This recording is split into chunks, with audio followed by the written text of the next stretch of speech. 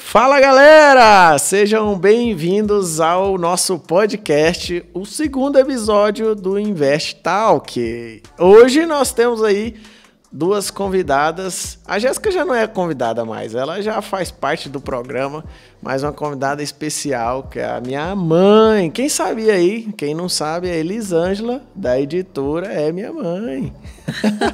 Seja muito bem-vinda ao nosso podcast. Vai ser muito massa a gente trazer códigos poderosos dessa caminhada que a gente teve aí, dessa jornada, para essa galera que está iniciando agora e está começando e precisa das experiências que a gente passou.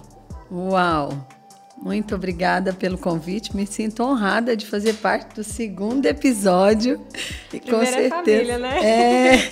Está começando do jeito certo, né? Família, familiares e estender até para o mundo todo.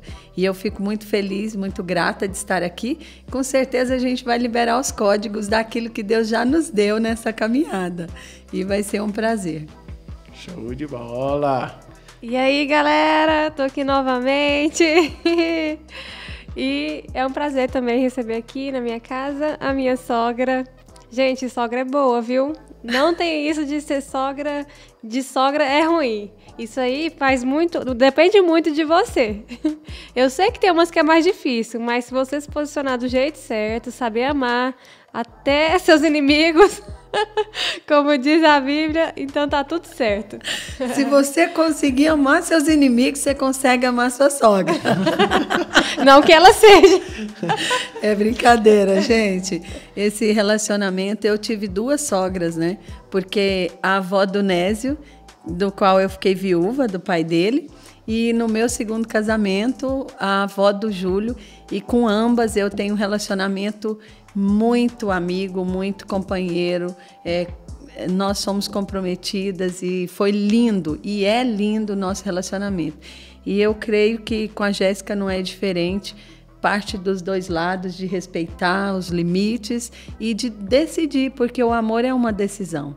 Amar até os defeitos, porque aí a gente consegue conviver e conviver com alegria, né? E agora, deixa eu fazer uma pergunta aqui. Qual é, antes da gente começar mesmo a distribuir o conteúdo, mas qual que é o sentimento de se tornar avó? Eita, nós! Eita, nós! Então, eu acho que é meio bobo, porque quando eu vi, eles esconderam de mim, né, que estavam gravando, e ele fez uma cara séria para me dar a notícia, foram lá em casa. E quando eu fiquei preocupada, assim, o que foi? Ele estava sério? Aconteceu alguma coisa?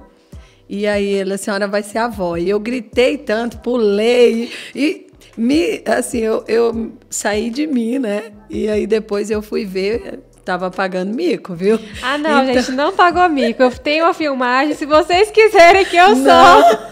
Tem que convencer ela. Então, enche de comentários aí, que vocês querem ver ela gritando...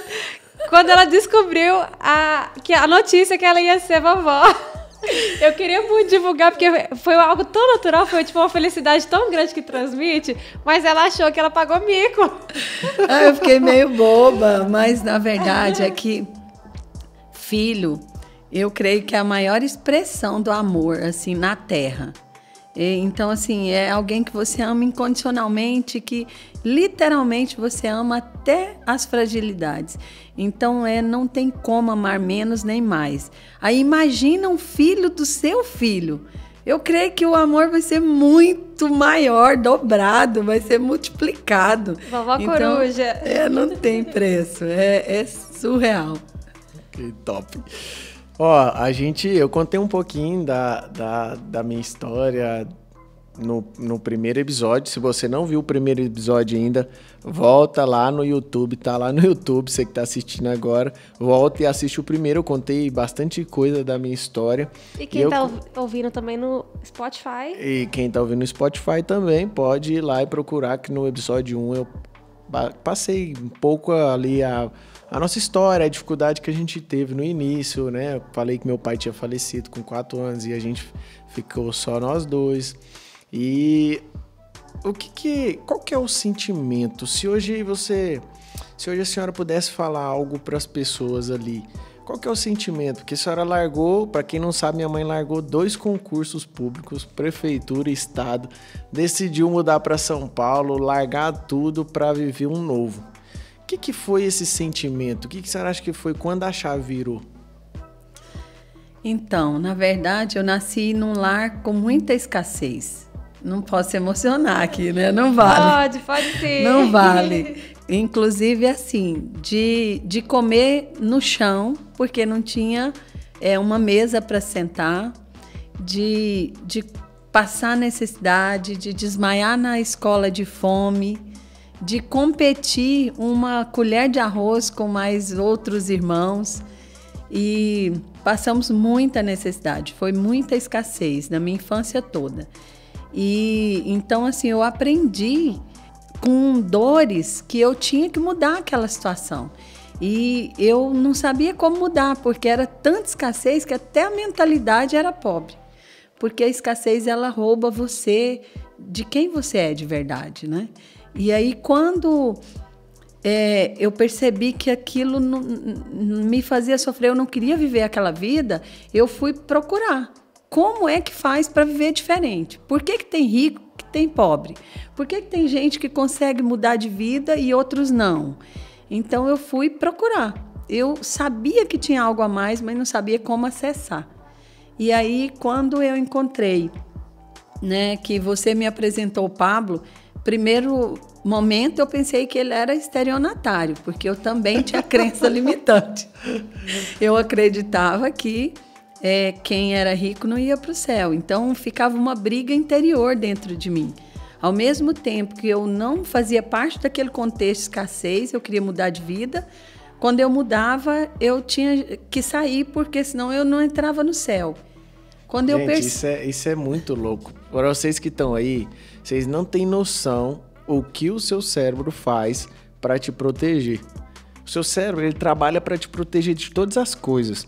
Eu lembro de uma experiência da minha mãe, de escassez. Toda vez que a gente estava saindo das dívidas, que a gente estava melhorando, que conseguia sobrar um dinheirinho, a gente entrava em dívida de novo.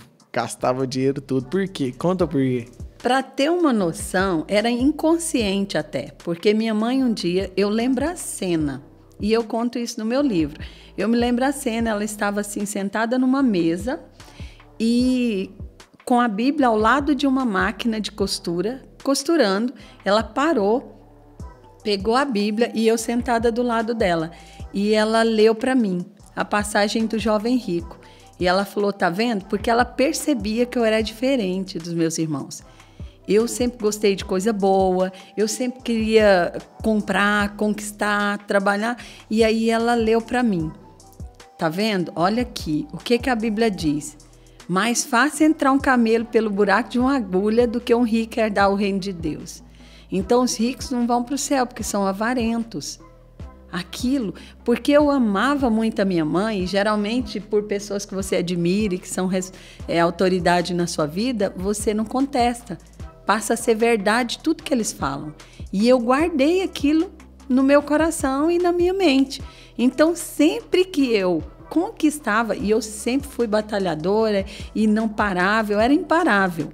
Então, eu conseguia melhorar de vida. Mas quando melhorava, vinha o medo. Falava, eu estou indo para o inferno.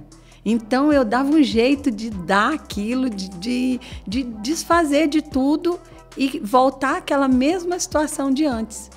É uma prisão, é uma escravidão isso. Então, quando eu voltava aquilo, eu pensava, agora estou no caminho do céu de novo. Aí voltava as dores da escassez. Meu Deus. Não saía da dor. Não saía da dor. Exatamente, Jéssica. Isso é terrível. E com certeza tem muita gente nessa situação ainda. Sim. É muito doido, né? Você imaginar que o seu cérebro, ele trabalha para te proteger. Então, para que ela não fosse para o inferno, ele tinha que fazer ela ficar endividada, entrar em dívidas. Para você ter uma noção, Nésio, tudo que eu colocava à mão prosperava, de ideias, de projetos, de trabalho. E aí, o que eu fiz? Eu comecei a vender Natura, mesmo trabalhando. Os 2 períodos eu vendia Natura. Eu vendia só de conversar com as pessoas, nos lugares que eu ia. Eu não saía para vender. E eu vendia muito. E eu comecei a ter muito estoque. Quando eu percebia que eu tinha muito estoque de pronta entrega, que era o lucro, que você ganha assim, você compra bem baratinho e aí vende mais caro, no preço normal. Quando eu percebia que tinha muito ali no meu estoque, eu doava tudo. Eu doava tudo e ficava sem nada de novo. Quando o pessoal queria, eu tinha que comprar caro. Isso é terrível. Gente, é terrível. Outra questão assim, que a senhora comentou é a questão de como a sua mãe era uma autoridade e te ensinou isso. Todas as vezes que a gente confia demais numa pessoa, já é um caminho também para alienação, né? Que a alienação, quando a gente tem uma confiança em alguém que a gente vê que é autoridade, tudo que ela fala chega em uma fase que já vira verdade absoluta pra gente. Isso acontece muito, né, com pais, professores, pastores, padres, qualquer líder religioso. Todo mundo que a gente vê que é uma autoridade na nossa vida, chega num momento que a gente acredita em tudo que a pessoa fala, ou quase tudo, e isso leva à alienação. E a alienação, a gente nem questiona, né, se é certo, se é errado, se é o melhor mesmo para nossa vida, se não é.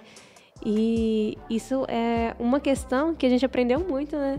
Desde quando a gente começou essa caminhada de crescimento, de autoconhecimento, que é questionar as coisas. Hoje, quando a gente tem essa consciência, a gente questiona tudo.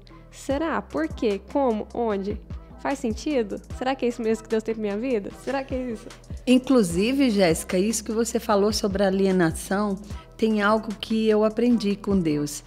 Até com a Bíblia, até com a palavra de Deus, você pode se alienar. Isso é terrível, né? Porque você pensa, a palavra de Deus não é toda perfeita? Mas você lê a palavra de Deus e pode gerar alienação porque você não contesta, não questiona, não pergunta. E um dia eu perguntei para Deus, mas o que é certo, isso ou isso? E ele disse, todas as vezes que você lê a minha palavra, você precisa perguntar para mim. Pergunte, é isso mesmo? É isso aqui que eu entendi? Então, até com a palavra de Deus, você precisa fazer perguntas. Não aceite, você só receber as coisas. Pergunta, questione, porque Deus não se importa. Embora eu, por exemplo, eu perguntava muito na escola e fui bloqueada por isso. Porque eles falavam, você pergunta demais. Você quer saber para quê, menina? Em casa também eu questionava muito, então eu incomodava as pessoas. E isso me gerou um bloqueio. Eu não conseguia fazer perguntas. Há pouco tempo que eu comecei a desbloquear essa questão de fazer perguntas. Eu falei, é como se eu fosse amordaçada, ou seja, impedida de aprender, porque quem não faz perguntas não aprende, não descobre a verdade. E então faça perguntas para tudo, Deus não se importa, pelo contrário, Ele quer te contar, Ele quer te mostrar qual é a verdade, né? Um negócio muito interessante que você estava falando isso aí, eu lembrei de um aprendizado que a gente teve. Até a palavra pode te alienar. Eu lembrei de um negócio que a gente coloca muita regra nas coisas. Tudo que a gente aprende, ou as pessoas que você segue, as pessoas que você convive, que você admira muito, o pastor da sua igreja, que seja qualquer pessoa que você admira muito, você coloca ela como se ela fosse a pessoa top e ela que fizesse as coisas acontecer na sua vida, e na verdade não é. Toda vez que a gente quer colocar em alguém ou em coisas o que é responsabilidade de Deus, a gente se frustra, né? E a gente tem experiência muito massa naquele dia lá que a senhora tava mal pra caramba, com sentimentos muito abalados, e aí colocou uma música de adoração e foi curado naquele momento. E de repente, numa segunda vez, também estava ruim, foi querer colocar a mesma música para ser curado, e o que aconteceu? Não foi curado. Ficou com o mesmo sentimento. Mas por quê? Porque não foi a música que transmitiu a cura, não foi a música que trouxe a cura, foi Deus através da música. E sabe uma experiência muito linda que eu tive com isso, Nésio? Porque numa decepção, na igreja mesmo. Eu chorei muito e me senti muito abalada. E depois que aconteceu isso da música, eu queria muito que o meu esposo, ele andasse junto comigo nas coisas do reino e tal. E aí eu fui fazer uma parede toda com partituras, porque ele era músico, né? Fui fazer toda com partituras. E era 3:30 da manhã e eu lá chorando de decepção. E eu escolhi várias letras dessa música, que eu fui curada. Eu escolhi várias letras porque eu falei, eu vou colocar aqui, meio implícita, porque essa música tem poder, então vai aqui ajudar no negócio e tal. A religião, né? A religião. E aí eu tô lá fazendo papel de parede, passando a cola e chorando para Deus. Falei, eu não vou dormir enquanto o Senhor não falar comigo. Ele falou, olha, você quer um modelo para sustentar a sua incredulidade.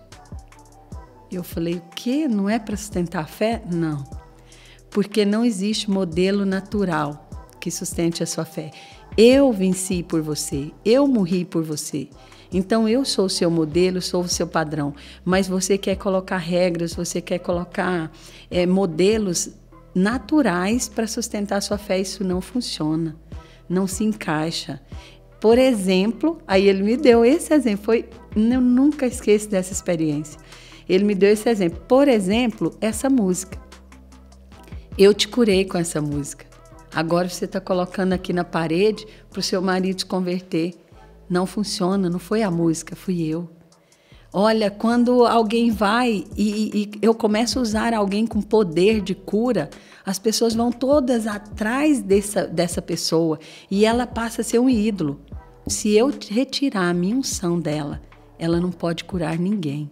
Então não são as pessoas, não são as coisas, sou eu. Você precisa vir atrás de mim e você precisa se relacionar comigo.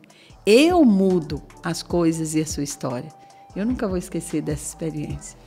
Nossa, poderosa. Aí é poderoso. Isso mostra, né, o tanto que a gente, assim, todo mundo tem impregnado a religiosidade.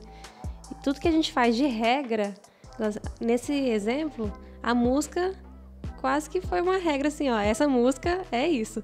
E tudo que a gente determina algo fixo, a gente já está colocando uma regra, já é uma religiosidade, já é uma religião. E parece que o natural, né, o ser humano, ele gosta de ver as coisas palpável. Você sabe por que isso? Pode falar. Pelo que o Nésio falou. Porque o cérebro quer economizar energia e no relacionamento com Deus você tem que buscá-lo todos os dias, tem que ouvi-lo todos os dias, tem que andar, gastar energia, tem que ter experiência. E isso o cérebro não quer. Quando tem uma regra, fala, é desse jeito, você aprende a fazer, faz automaticamente. Só que com Deus não funciona, que bom, né? Não, e tudo com o Senhor é diferente. Se ele usa a música, depois ele vai usar outra coisa, depois, e para cada pessoa também é muito diferente. O Nésio também tem uma experiência, né, na questão financeira. Não, muito louco. Que ele quis também fazer algo de regra. Ele pegou algo que aconteceu na vida de alguém e falou, eu vou fazer isso também na minha vida. Ele nos ensina, né, em cada momento que você está passando. Se você tiver a decisão de querer aprender, todo o tempo ele vai ensinar. Só que a gente tem um grande problema que a gente quer ser o dono da verdade. Eu lembro uma vez que o Senhor me ensinou sobre o jejum. Ele me ensinou no jejum, eu creio no jejum onde eu deixo algo, eu me sacrifico por algo que seja um almoço, uma janta, algo, e naquele momento eu vou para o quarto orar. Eu aprendi o jejum dessa forma e dessa forma que ele me ensinou. E um dia, conversando numa mesa, tinha um amigo que ele fazia diferente. Ele falava, não, eu jejum, eu só deixo de comer e eu não preciso ir pro quarto orar, eu já tô jejuando. Aí aquilo dentro de mim eu falei assim, mas você tá errado. Eu exortei ele, falei, você tá errado. Aí você tá fazendo regime, não é jejum. Por quê? Porque o Senhor tinha me ensinado de uma forma, então eu falei, se for o Senhor que me ensinou, você tá errado. Na hora que eu exortei ele, o Senhor mexeu comigo, ele falou assim, peraí filho, não é assim. Pra você veio e tem intimidade comigo, pra você eu te ensinei algo. Pra você vai funcionar assim, mas pra ele não é assim. Se eu ensinei pra ele diferente, quem é você pra falar que tá certo ou errado? Uau! Então, Deus tem uma forma pra cada um. Só que nós queremos criar um modelo. Ah, eu sou da religião tal e essa religião que é a verdade de tudo. Não existe a verdadeira verdade, existe o que ele mandou você fazer. Ele é a verdade, né? Ele e é a a gente verdade. tem que ir até ele para descobrir o que é a verdade para cada um de nós. Se a pessoa é católica e Deus tá com a pessoa e ela tem intimidade com Deus e obedece, amigo, ela tá melhor do que muita gente e na verdade não existe o errado para ela. Se Deus deu a direção, tá tudo certo. Só que essas crenças, essas religiões, o que a gente quer impor, que nós somos o dono da verdade, porque você aprendeu assim, com Deus não funciona assim. Exatamente. E nas finanças é do mesmo jeito. Você quer um modelo, o NES ensina sobre finanças, muita gente ensina sobre finanças, mas para cada um é um modelo.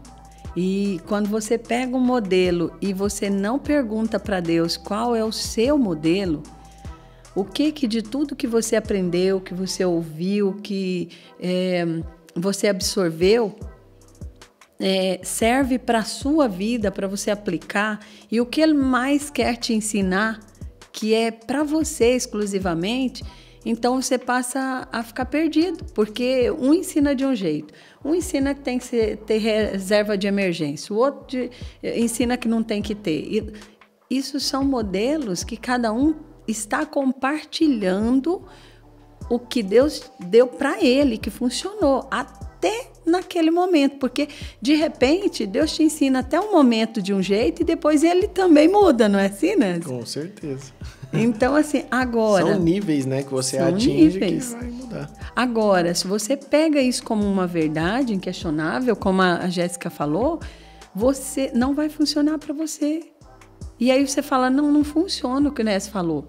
Mas não funciona mesmo, porque você tem que pegar o que o Nés falou, o que eu falei, que a Jéssica falou, e saber o que serve disso aqui para mim, Deus. Aí você vai organizar, modelar e aplicar para sua vida aquilo que serve, né? Show de bola. E nesse momento aí que a senhora decidiu, qual chave que virou, que a senhora falou, vou largar o concurso, vou sair disso e vou para São Paulo?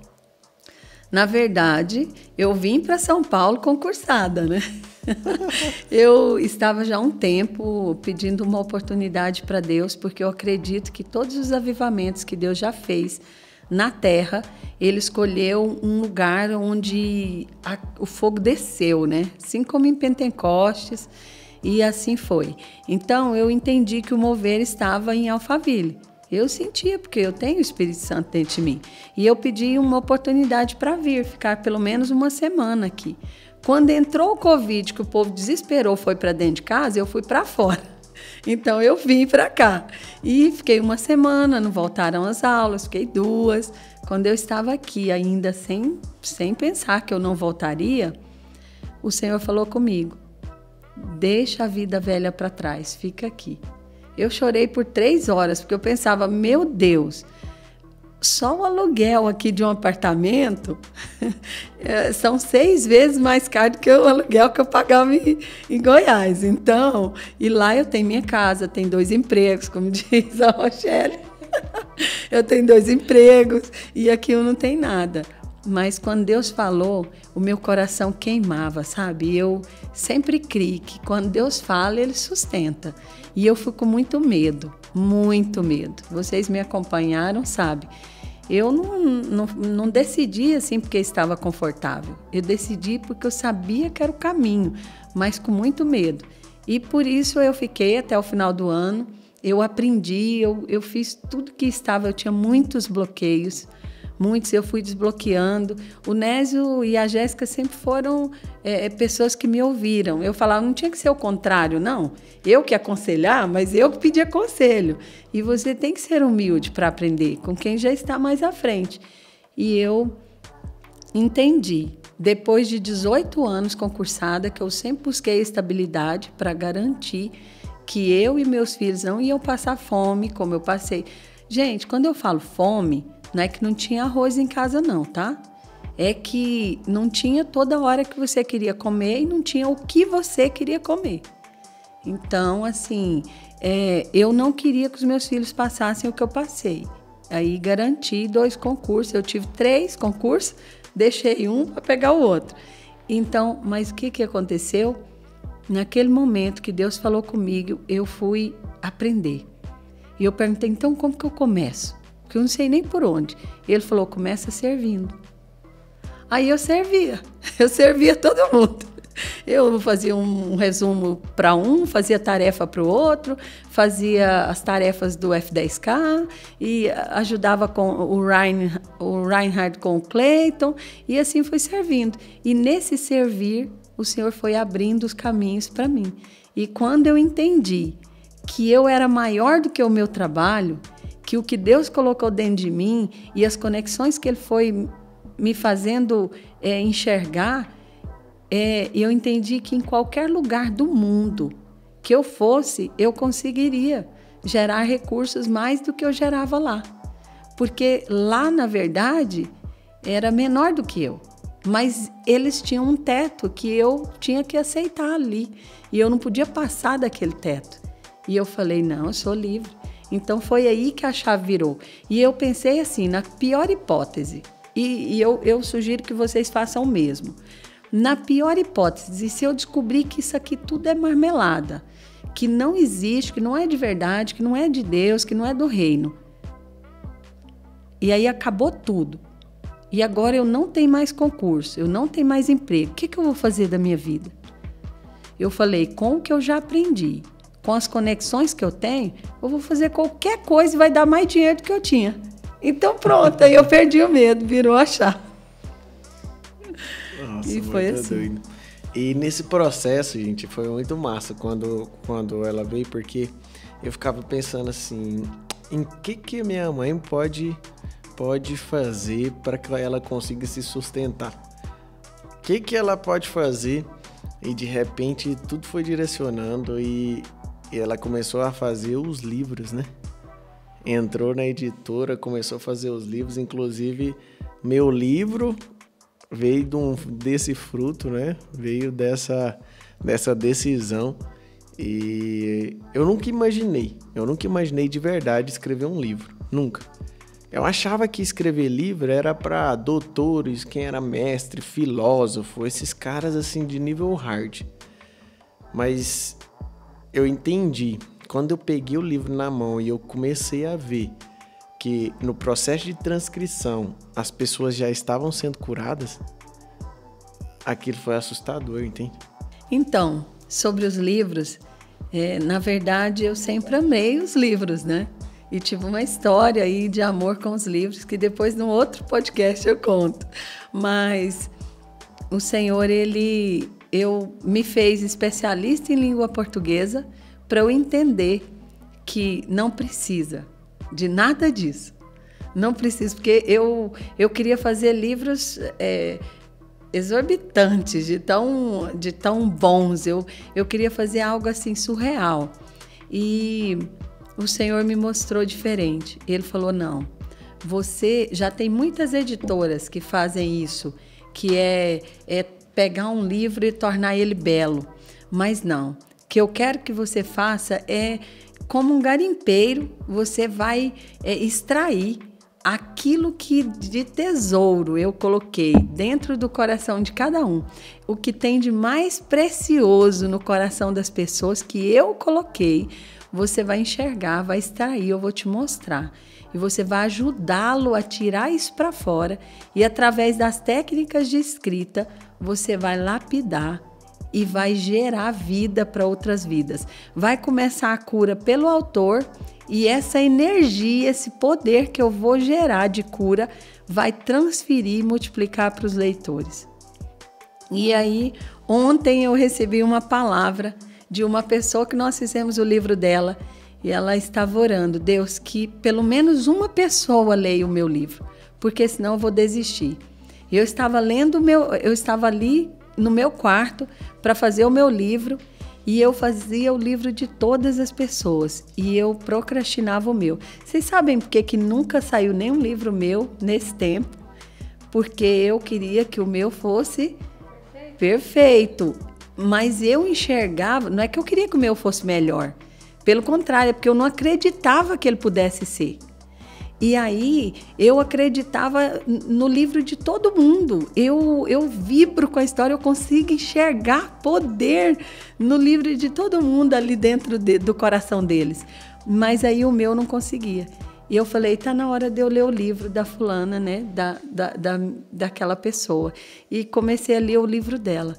À medida que eu fui lendo aquele livro, eu falei, uau! Eu fui sendo curada na simplicidade da história dela. Eu fui vendo o poder de Deus assim, e uma linguagem tão poética, de simplicidade. Eu falei, meu Deus, eu posso escrever, é isso, eu estou negando a minha história, a simplicidade. Aí o Senhor me falou, e já me mostrou testemunhos, vários testemunhos. Eu tenho incontáveis feedbacks de pessoas que falaram, eu nunca consegui ler um livro, ou então eu nunca consegui escrever, mas nessa linguagem simples, eu consegui ler em tantos dias. Nossa, aí transformou minha vida, porque agora eu vou escrever meu livro. Então, assim, o Senhor me chamou para escrever livros simples e poderosos. Sabe? Então é isso, não existe mais essa questão de que tem que ser PhD para escrever o livro, tem que estar conectado com a fonte. Aí tem tesouro, e aí a gente encontra, e aí pode ser escritor, autor, e pode ser transformador. E nós vimos e vemos aqui pessoalmente, na prática, tanto na escrita, no desenvolvimento do livro do Nésio, quanto em outros livros que eu já ouvi depoimentos que quando a senhora vai ajudar a fazer esse processo da escrita do livro, começa a ter cura, tanto no autor, aí depois nas pessoas que estão envolvidas no processo, quanto no leitor final. E então, eu vejo assim, no livro do Nésio, por exemplo, eu vi claramente o Senhor te dando direções, né, de como fazer ali, como direcionar, o que incluir no livro. E eu já tive feedbacks, depois eu vou estar te falando também, que a pessoa falou, nossa, parece que o Nésio está falando comigo aqui. E na hora eu pensei, isso aí foi uma estratégia que o Senhor deu para Elisângela, para ela falar, Nésio, faz isso aqui agora, ensina isso aqui, fala isso aqui agora. E eu falei, nossa, como Deus é tremendo. Ele é. E voltando só sobre o que você estava falando, não peguem como religião, não sou eu que sou boa. Viu? É ele, tá? Porque é assim, ele me deu. E aí eu falei, Senhor, mas o Senhor me deu esse dom, e agora? É meu esse dom, como é que eu vou multiplicar? Eu não vou conseguir fazer assessoria editorial com todos os experts. Ele falou, não se engana não, o DNA é meu. Você pode repassar, que vão ter mais pessoas com a mesma unção. É só as pessoas irem para a fonte, né? Esse é o segredo. Esse é o segredo. Então, já tem mais pessoas comigo. Nós estamos levantando um movimento para atingir 10 mil autores incríveis no ano de 2021. E o DNA é dele, é do reino, é de Deus. Então, eu sou apenas um vaso. É como se fosse assim, nós fôssemos vários copos aqui, como essas taças, vários copos de barros, mas revestidos de ouro, e ele derramasse sobre nós, e nós transbordássemos para matar a sede de outras pessoas. Então você é só um canal, um instrumento. E eu sou muito privilegiada, muito grata por ter dito sim, né? Porque eu tive medo, mas eu não deixei o medo me parar. E ele está usando tudo que ele me deu para poder servir as pessoas, e isso é um privilégio. Na verdade, isso também, se você olhar, todas as pessoas, elas têm algo que Deus colocou só em você, que você precisa transmitir esse DNA para outras pessoas. Tem pessoas que eu, a minha mãe, a Jéssica, nós não vamos conseguir atingir. O Pablo, quem que seja, nós não vamos conseguir atingir, porque era a responsabilidade sua de atingir essas pessoas. Só que, por questão de bloqueios, de medo, de necessidade de aprovação das pessoas. Senso de incapacidade, né? Senso de incapacidade, você não faz. Esse podcast, ele nunca existiria, ou o conteúdo, o que eu falo, o que minha mãe fala, o que a Jéssica fala, nunca existiria, porque eu era uma pessoa totalmente bloqueada. Não tinha coragem de gravar uns stories. Eu não tinha coragem de abrir a tela do celular, gravar uns stories e falar algo. Eu não tinha coragem. E hoje a gente vê, eu tenho lá no Instagram, a gente não consegue ler tudo, mas grande parte do que a gente consegue ver, pessoas falando o tempo todo da transformação, agradecendo porque algo mexeu com elas, porque algo foi transformado depois que elas ouviram uma experiência. E eu nunca acharei que isso seria capaz, que eu teria algo para entregar. Mas não é eu que tenho, é ele que transborda através da minha vida. E ele pode transbordar através da sua vida. O que você precisa é de decisão. Decidir estar disposto a ele te encher e você encher outras pessoas. Só que aí para isso você precisa avançar no medo, avançar nas coisas que te travam. Eu aprendi muito isso aqui, que a gente precisa estar em movimento.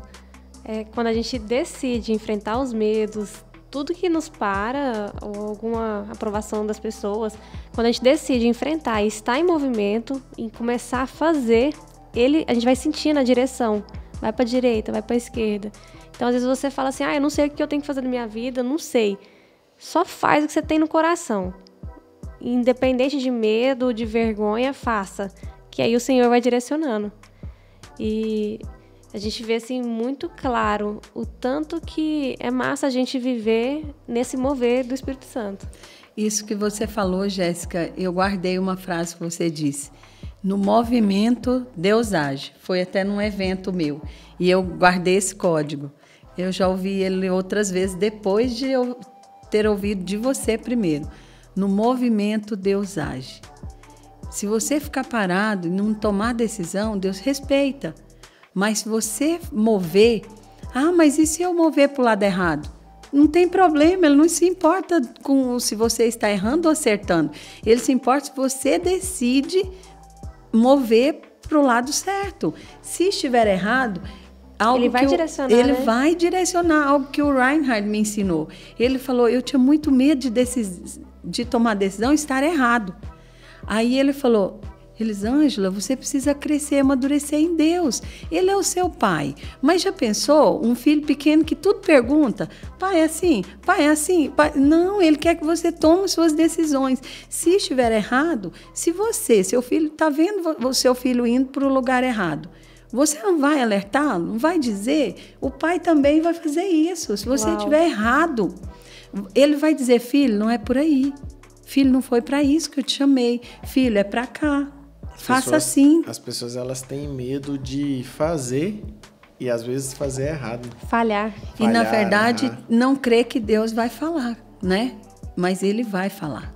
Se você decidir e quiser de verdade, Ele vai te ensinar. Ele vai mover seu coração. Não tem como, né? Porque Ele é fiel. É no movimento que você tem a direção também. Eu lembro quando eu comecei a falar, a gravar stories, que foi muito difícil, eu tive que me jogar. E é até massa, as pessoas olham lá no início e falam, cara, você era diferente, hein? Mas eu também não sabia o que eu ia falar. Mas eu comecei a falar de algo que eu queria, que tocara no meu coração. Comecei a falar da palavra. E aí, de repente, numa caixinha de perguntas que eu abria, o pessoal perguntou alguma coisa de finanças. E eu comecei a ensinar. Eu comecei a falar e o pessoal começou a gostar. Nossa, você fala de uma forma muito interessante. E aí eu comecei a falar de investimentos, que eu já fazia para mim, mas não ensinava. E até que um dia eu comecei a falar de investimentos e eu fiz uma palestra e o pessoal falou assim, Nésio, você ensina de um jeito, numa simplicidade, que eu nunca vi ninguém ensinar. E de uma forma que eu já ouvi tantas vezes e nunca aprendi, e agora eu aprendi. E aquilo eu fiquei assustado de falar assim, eu nunca imaginava que eu tinha isso. Só porque você tem vários talentos escondidos, várias coisas que tá aí dentro de você que precisam sair para fora, para você descobrir do que você é capaz. As pessoas são capazes de várias coisas e nem sabem que são capazes. Porque, na verdade, isso que a Jéssica falou do não merecimento, do senso de incapacidade, da crença de incapacidade, só que Deus não cria pessoas incapazes. Ele não cria filhos incapazes. Ele cria filhos poderosos, só que nele. Ele capacita, né? Ele que capacita. Então, assim, dentro de nós tem um poder que a gente é inimaginável. A gente não tem noção do poder que a gente tem, que vem de Deus em nós. A questão é que você quer andar sozinho, aí você se frustra e aí você se sente incapaz. Mas se você andar nele, você vai receber tanto feedback que você vai se assustar. Eu me assusto, sabia? Eu me assusto com o que as pessoas falam e que eu estou vivendo, que eu sempre sonhei, mas nunca imaginei como que eu ia viver isso. E eu quero contar uma experiência aqui de algo que você me destravou por 2 vezes, né? E eu quero contar, inclusive, sobre finanças. Depois que eu decidi sair do estado, e depois eu quero te fazer uma pergunta. Depois que eu decidi sair do estado e do município, então eu falei, e agora? Eu não posso viver com ajuda de custo, e o Pablo não vai facilitar para mim. Por quê? Porque ele quer que eu seja produtiva. Ele já me deu um espaço para crescer. Agora quem vai crescer sou eu, né? Então, o que eu faço? E eu comecei a apavorar, né? Falei, eu não posso viver sem recursos aqui, tem que pagar aluguel.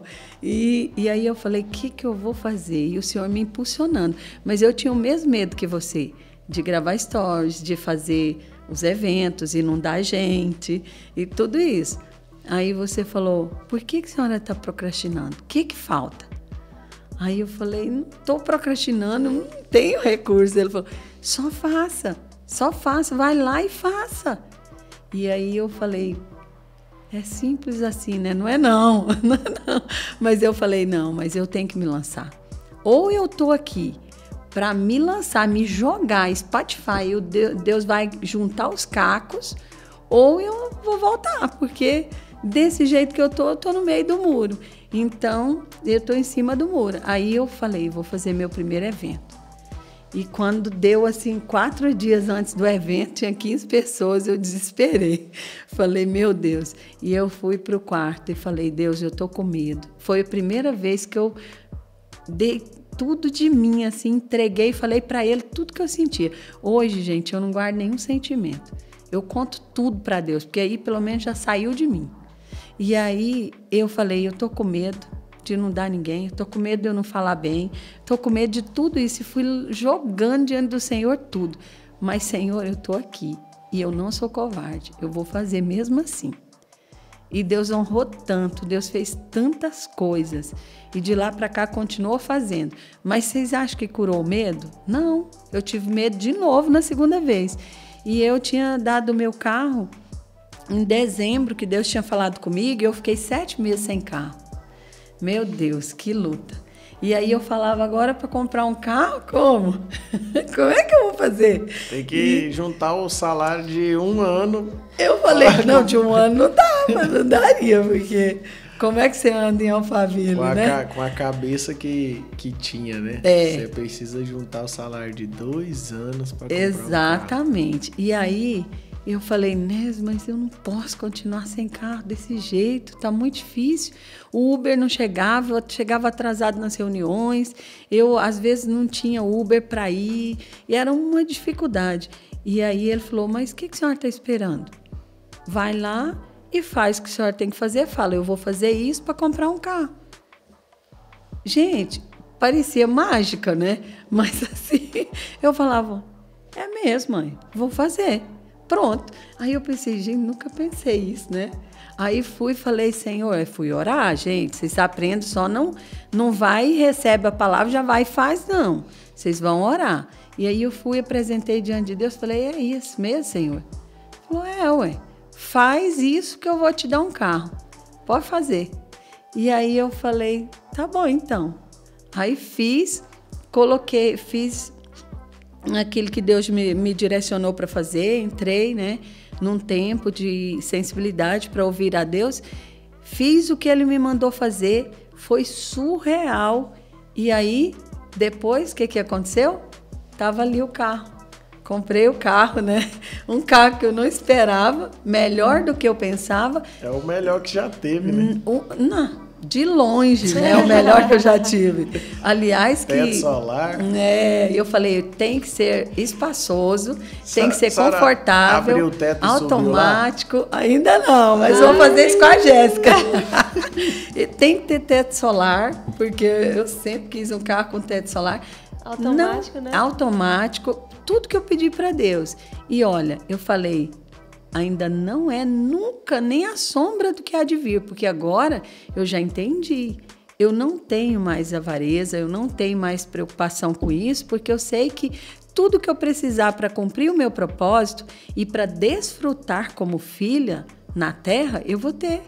Só que agora é mais calmo, é mais tranquilo, é mais em paz, porque eu vivia no desespero. Se na minha conta não tivesse dinheiro, Nésio sabe, eu dava alergia no corpo, eu desesperava de medo de endividar de novo. E agora eu sei que eu sou produtiva, porque o meu pai é. E o Espírito Santo habita dentro de mim. Então, todos os recursos que eu precisar, e se eu passar necessidade ou falta, eu morria de medo, gente, eu fui curada. Porque se eu passar necessidade ou falta, isso significa que Deus quer me ensinar algo. E outra, se eu passar fome, significa que eu preciso jejuar. Então, tá tudo bem. Tá tudo bem, e eu sou curada. Pronto. Então, quer dizer, agora eu sou livre para prosperar. E eu sei que eu posso produzir. Eu só não preciso ficar pensando em mim, guardar minha vida, em conquistar para mim. Eu preciso pensar primeiro no reino. E se eu penso no reino, tudo que eu preciso vai ser acrescentado para a minha vida. Porque Deus dá a visão e dá a provisão. É isso aí. Uau! Aí sim, hein? E qual que era a pergunta? A pergunta é, conta para nós, Nésio, lá, quando é que você começou a empreender? Eita, não, isso aí é uma história boa, hein? Muito longa, né? Não, mas é boa. Gente, eu comecei a empreender, na verdade, eu sempre quis ter o meu dinheiro. Eu falava pra minha mãe, nossa, eu quero ter meu dinheiro, eu quero trabalhar. Eu tinha 9 anos de idade. Até que um amigo começou a vender picolé e ele gostou muito e ele recebeu um primeiro dinheirinho, porque você vendia o picolé. Você tinha 8 anos. 8 anos. 8 anos. Começou a vender picolé e aí ele recebeu o dinheiro no dia. E aí ele me falou aquilo e eu fiquei doido. Eu falei, mãe, eu quero vender picolé, E aí minha mãe não deixou, não queria deixar, mas de tanto insistir, eu consegui. Eu pensava assim... Esse menino desse tamaninho, gente, como que vai nas ruas e os carros e o troco? Meu Deus, não posso deixar. Eu não sabia dar troco, não. Era ele que me ajudava. mas só que, o que eu pensei? Eu nem fiz assim, pensando, crendo, não. Eu fiz assim, pensei, de tanto esse menino insistir, eu vou deixar um dia, sabe por quê? O sol vai ser quente, o carrinho vai ficar pesado e aí ele vai desistir disso. Se eu ficar falando que eu não deixo, eu vou desestimular dele aprender a trabalhar. Então, não posso fazer isso. O que eu vou fazer? Eu vou deixar ele ir, que depois ele vai parar de querer. E pronto, tá tudo certo. Mas o negócio, como que foi? Eu acho que foi ao contrário, né? Eu comecei a sair... E por que ela fala pequenininho? 8 anos, eu era pequeno, mas eu era muito pequeno.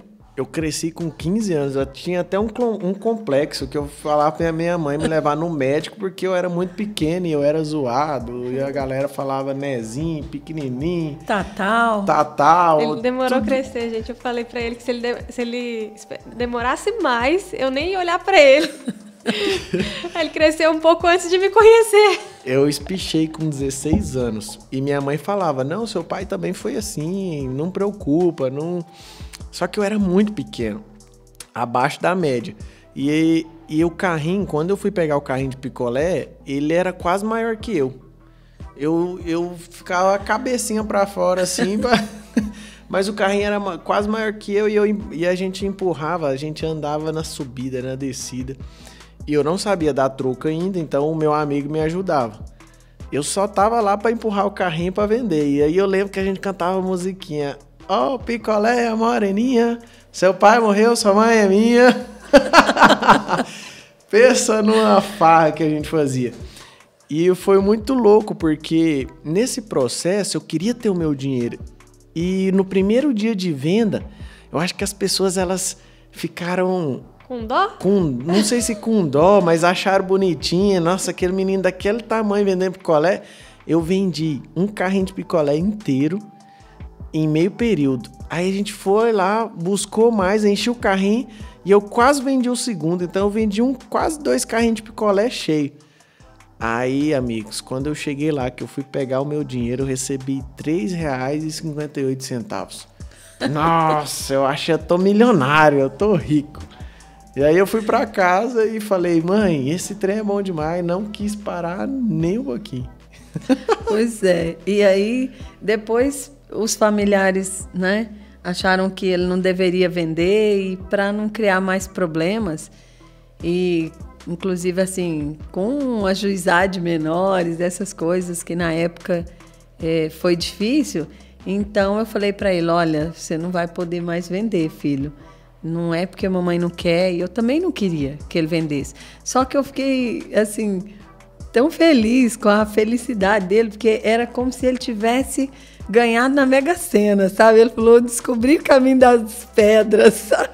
E aí, eu entendi também que não era um peso para ele. Aquilo ali era uma alegria, era um prazer. Então, eu entendi já de cedo que o Nésio ia ser próspero. Eu entendi muito cedo no espírito que ele ia prosperar. E aí eu não queria podar aquilo, sabe?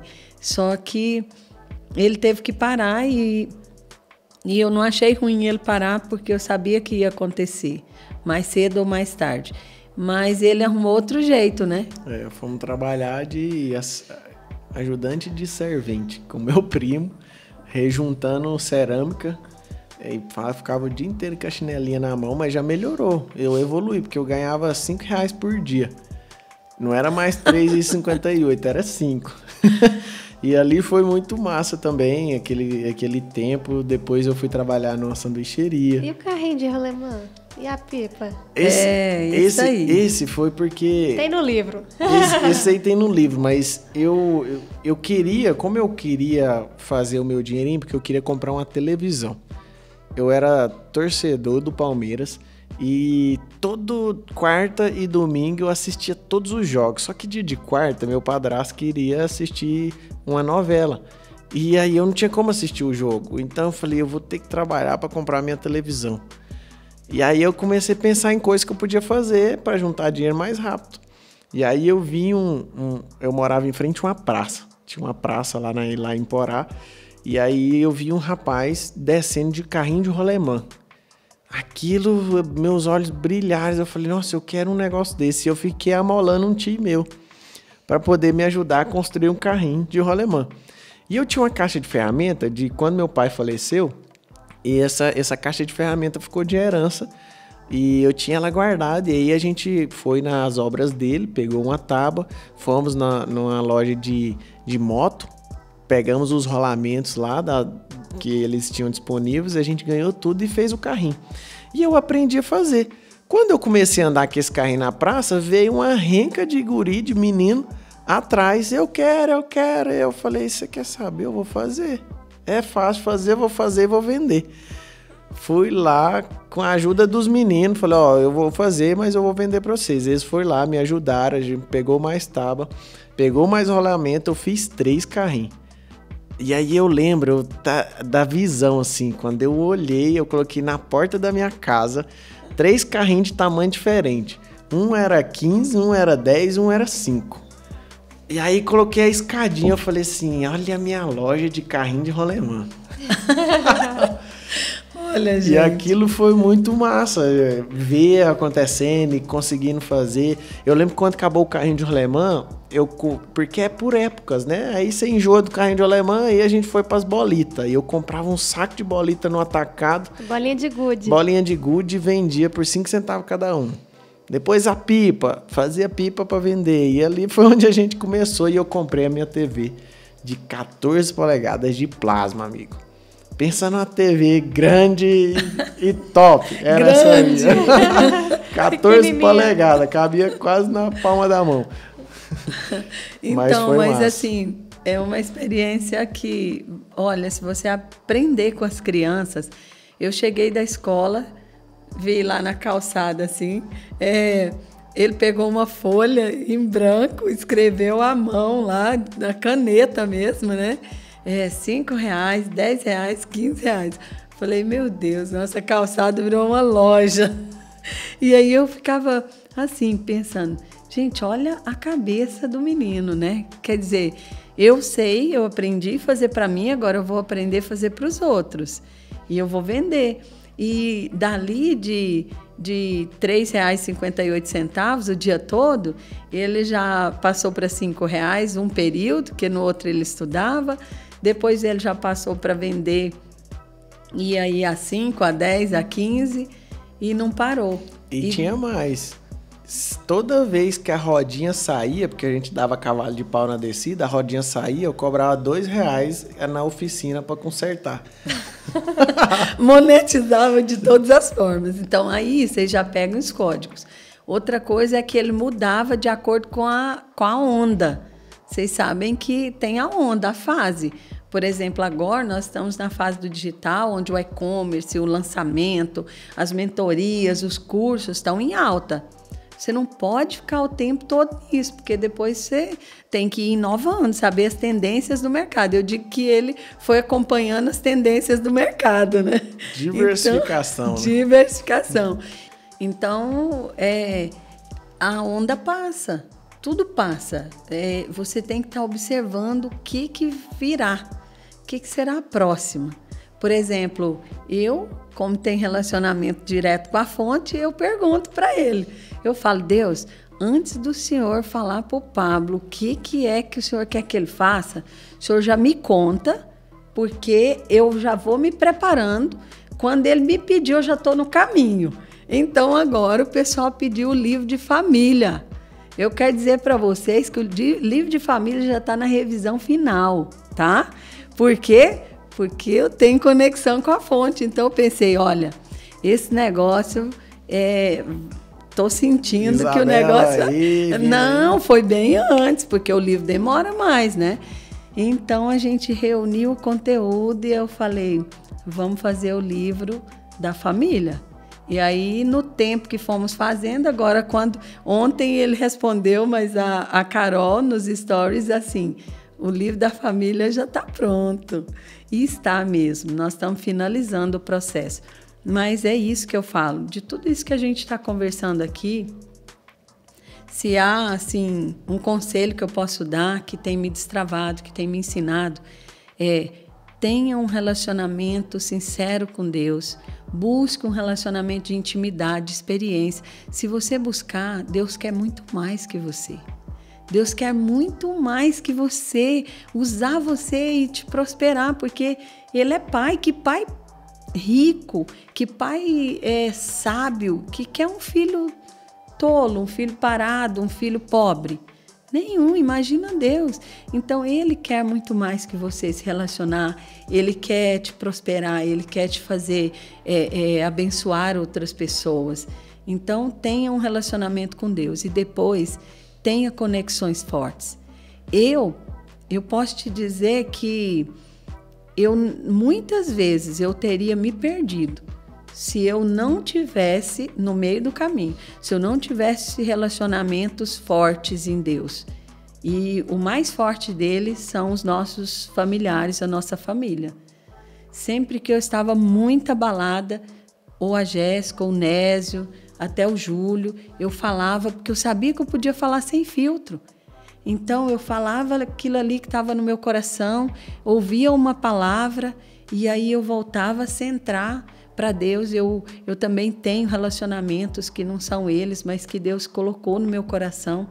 Então, não é só Deus, porque Deus está dentro de cada um de nós. É evidente que aqueles que não aceitam, né? Tudo bem, não estão com Deus. Mas aqueles que querem Deus e estão próximos de você também pode ser bênção na sua vida. Então, não anda sozinho. Eu até vou falar isso hoje, né, numa palestra que eu terei à noite. É um L, da liberdade. O L da liberdade é o relacionamento vertical com Deus na fonte e o relacionamento horizontal, com pessoas que estão no mesmo propósito, com pessoas que têm Deus, que têm o Senhor como Senhor da vida. Você pode contar com essas pessoas que não tem como não prosperar, né? Isso é assustador, né? Quando você entende o que você é e o que ele já te capacitou, não tem fim, né? Não tem limite de onde pode chegar. Que doideira. Gente, ó, esse foi o nosso podcast. Eita, esse foi pesado, hein? Códigos poderosos foram liberados aqui para sua vida. Eu quero que você traga de experiência, não só ouça isso aqui e você vai sentir algo, mas torne isso aqui como uma tarefa. Coloque uma tarefa. Qual tarefa você vai tirar desse podcast? O que você precisa fazer? Dá para tirar várias, pelo menos 5, no mínimo. Então você vai tirar tarefas, vai colocar essas tarefas para você colocar elas em prática, para você obter resultados que você nunca imaginou ter. Não tem como. Você está no ambiente, você está aqui escutando, você está crescendo, você está pegando experiência, você está pegando energia. E nisso você consegue avançar em qualquer área. Mas não adianta nada você ouvir, aprender, achar que está estudando, mas se você não colocar em prática. É na prática que você vai ter suas próprias experiências e vai ter seus resultados. Então aqui a gente falou tanto em intimidade com Deus, a gente falou de liberdade, de empreender, de você, né, ter um teto, aceitar prisões e crenças na sua vida. E analise isso tudo na sua vida, porque a gente garante assim para vocês que se vocês romper em cada item desses, vai ser uma transformação muito radical na sua vida para melhor. Com certeza. Eu posso dizer, eu nunca desfrutei do que eu estou vivendo assim com tanta paz, com tanta certeza de que eu tenho um provedor, de que eu tenho um Deus que foi sempre uma briga para mim, porque eu não acreditava que Deus podia prover para mim. Mas eu precisei me mover, eu precisei romper com as dificuldades e estar em movimento. E aí no movimento, como você disse, Deus tem me dirigido, eu tenho experimentado. E olha, eu coloquei 4 coisas, né, só para finalizar, que quando a gente está conectado com Deus, a sua vida muda. Primeiro, muda o seu discurso. Segundo, você recebe uma nova canção, porque você começa a ter uma alegria que não dá para medir. E você começa a ser grato. Você começa a perceber que em vez de reclamar, de pedir, você só tem motivos para agradecer e você começa a ser servo. Aí você quer servir outras pessoas. É isso que nós estamos fazendo aqui.